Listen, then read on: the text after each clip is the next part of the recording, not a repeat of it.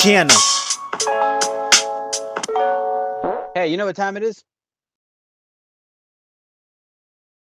What time is it, man?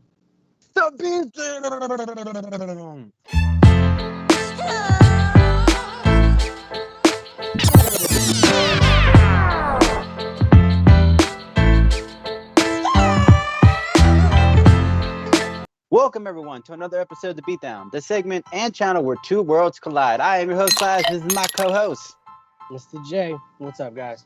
And as always, we would like to remind you, if you enjoy our content or our videos, go in the section below, share, like, comment, and subscribe. Yeah.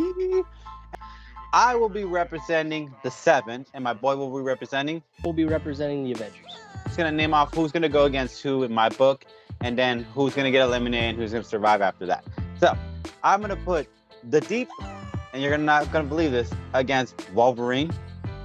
A-Train. Oh no, I get it. I totally understand. Yeah, that's the only strategy I got. Anyway, A-Train against Quicksilver, Starlight against Iron Man, Black Noir against Captain America, and Homelander against the Hulk. Now we do the process of elimination on this one. So let's start off with the Deep against Wolverine. Now you're probably thinking to yourself, are you nuts? Half of our supporters are probably like, no, you're crazy, man. How is the Deep? Have you seen the Deep in the show? He's pathetic. And he's like, yes, I agree. The Deep does not look pretty in the show. It's actually kind of pretty disturbing how they turn him out. But that being said, he has one thing that Wolverine is kind of not a big fan of, and it's water. See the Deep getting Wolverine and trying to eliminate him. Obviously, the element would be water. He's not going to be able to beat him in a fist-to-fist or a handoff. Let's get real. Even if he had Aquaman's strength, it wouldn't matter. Wolverine still has the adamantium bones. He has the regenerating healing factor. He can go into berserker mode himself. So it would just, at the end of the day, defeat the purpose.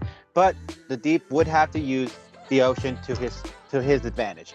Get Wolverine in the ocean and drown him. That's it. Take him deeper and deeper into the ocean. Try to get his sea creatures to help him, push him down further and further until Wolverine is no more. Because that's pretty much the only way you're going to be able to eliminate Wolverine for sure, is through a lot of water, drowning, and intense pressure. And after that, maybe Deep pushes him deep into the ocean and keeps him buried in the sand somewhere. Make sure he doesn't get back up. And then he goes and starts helping someone else out. Now, A-Train versus Quicksilver. Let's get real. Quicksilver is much more faster. His background, his credibility is just too much. He's done a lot more than A-Train. I mean, we've seen small fractions of A-Train, and all we've gotten is kind of a junky kind of vibe from A-Train more than we've gotten like a incredible feat from him. But nonetheless, he is a pretty fast guy. So I think the only way he could win this fight is taking the fight to the ocean. So the Deep eliminates Wolverine. Now he has time to help A-Train with Quicksilver. Quicksilver is too fast for A-Train. So the plan is A-Train's going to have to run to the ocean and get as close and as far away from it as possible from land, because he's going to want to keep Quicksilver off his toes, because now that he's no longer on the floor, he's got to keep moving. He can't stand still. That's going to be an interesting situation. Moving at a speed that you cannot move, and he cannot stop, because if he stops, he will fall into the ocean. And that's where Deep comes in.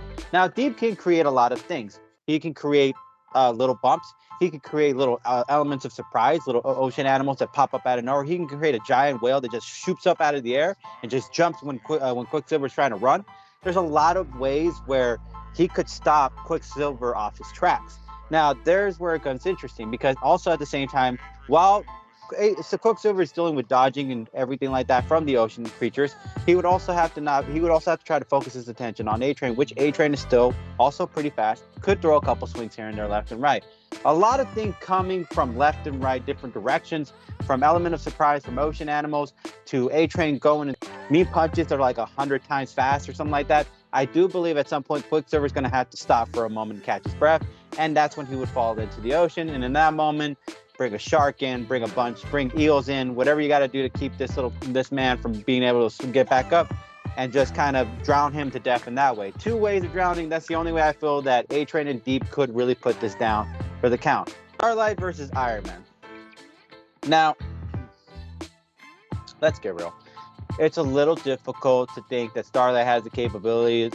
She's from like a small town, so it's not exactly like she's from Harvard or she has like Brown or Yale intelligence in her elements.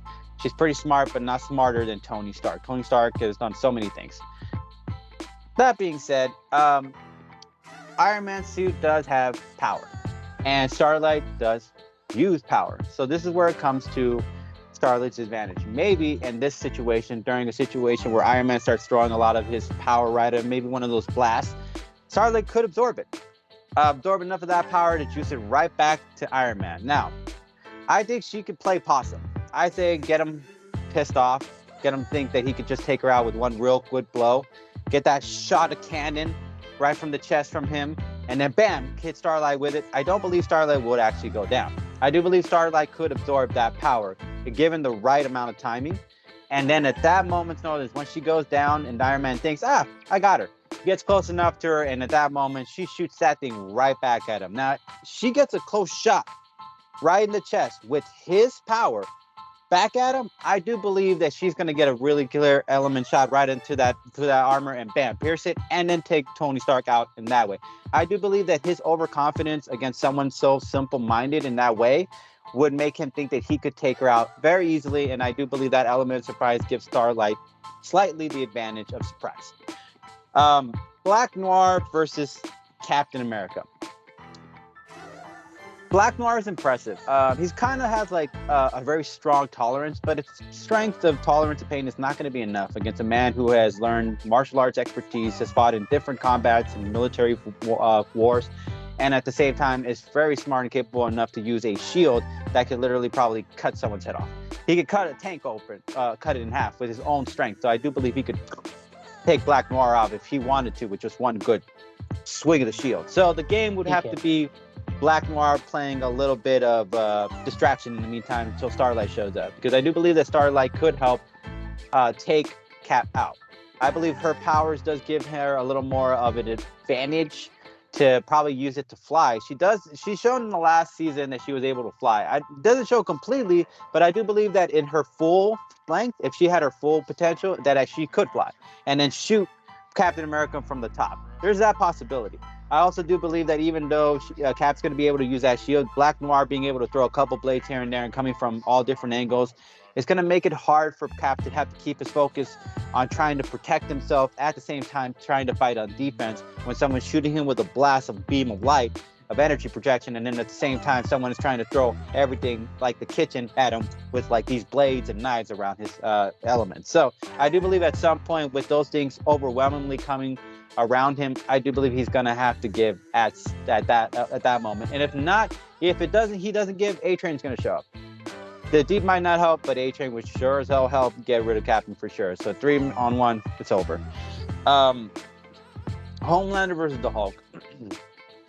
I do believe that Homelander's advantage is his intelligence in this moment. He's not super smart, but he's smart enough to figure people out, and he's smart enough to figure a creature out, especially Hulk. Hulk isn't exactly very smart. So he uses his anger and temper to kind of really show his true strength and his true capabilities. But as far as the intellect goes, yeah, he's not the Hulk that can talk. He's the regular Hulk, the aggressive Hulk. So I do believe that Homelander could send Hulk out of Earth, or he could send him out of the planet, and then just toss Hulk into space at that moment. Just toss him right into space and then shoot him with one of those laser beams and just skyrocket him out. Or he can give him a really good punch and hit him all the way up to a far away distance. I do believe it does give that distance is going to give time for Hulk to not be able to come back. Even so, Homelander's heat vision, I do believe, would put a burn into Hulk. So I do believe that he would kind of burn Hulk's skin off. It would take time for some regeneration, healing ability to do so, but at the same time, being tossed into the vast ocean of space is going to also play a favorite, and I do believe that's going to put Hulk out of commission. Stormfront versus Scarlet Witch.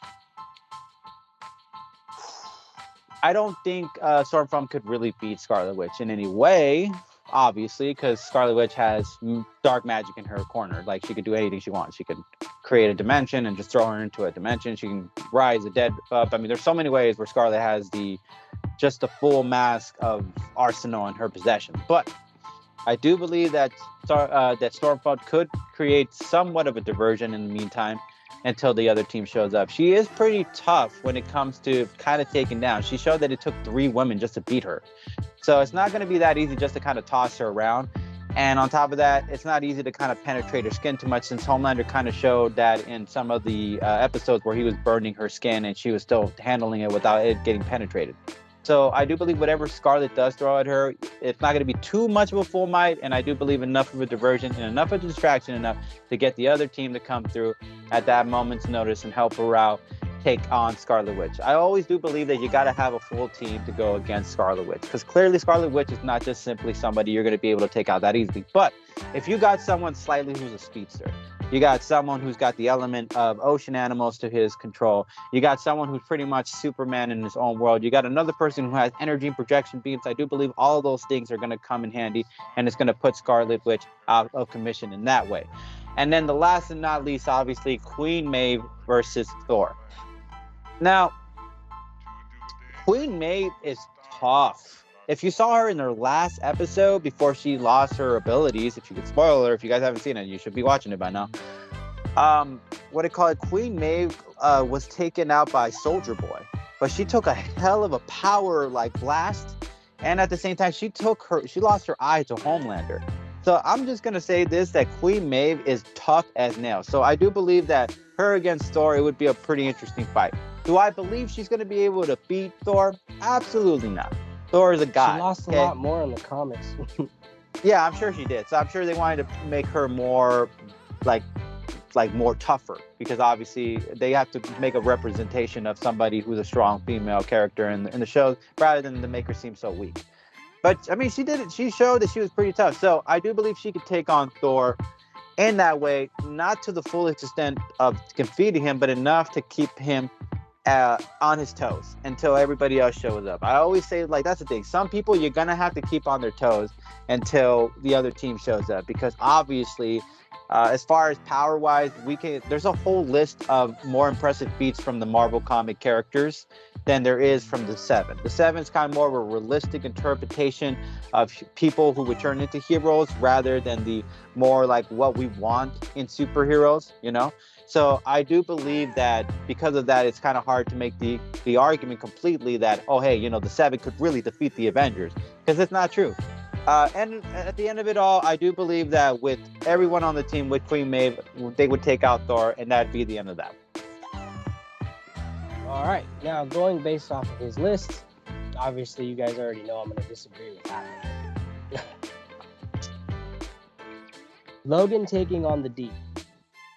That is not going to end well for the Deep at all. Logan's going to turn him into sushi. The only reason I say this is, especially given Logan's his battle and his fighting experience, as well as his metal bones. Now, I know you're asking, it's well, why would that really come into it? The Deep, as you've seen by the show's representation, he is strong and he is somewhat of a good fighter. However, he's kind of used to fighting humans or people weaker than him. Logan is definitely going to be a lot stronger, a lot faster, and the Deep's not going to be able to just catch his hand and break it. He's not going to be able to break Adamantium. I don't care. No, I'm not even entirely sure Homelander can break Adamantium.